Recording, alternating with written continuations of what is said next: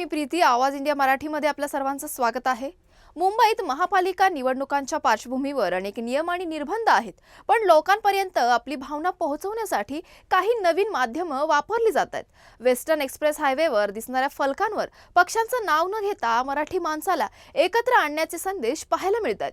याबाबत आमचे प्रतिनिधी किरण जाधव यांनी याचा आढावा घेतलाय. पाहूयात. मी सध्या आहे मुंबईच्या वेस्टर्न एक्सप्रेस हायवेवरती. हायवेवरती आपण जाताना आपण पाहू शकतो की मुंबईच्या हायवेवरती हा बोर्ड जो लागला आहे, मराठी माणसा जागे व्हा, तुझी मुंबई तुझ्यापासून तोडली जात आहे, त्यावेळी तुला मराठीसाठी एकत्र यावे लागेल.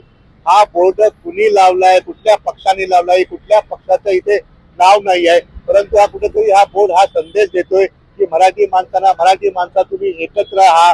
आणि हा बोर्डावर हे कळून येतं की हा जो बोर्ड लावलाय तो कुठेतरी मुंबई महानगरपालिकाच्या डोळ्यासमोर ठेवून हा बोर्ड लागलाय, परंतु त्या बोर्डाचं कुठल्याही पक्षाशी संबंध नाही, कुठल्याही पक्षाचं नाव नाही. कुठेतरी येणाऱ्या जाणाऱ्या लोकांना हा बोर्ड दिसून येतो आणि हा बोर्ड दिसल्यावरती लोकही विचार करतात की हा बोर्ड कुणी लावलाय.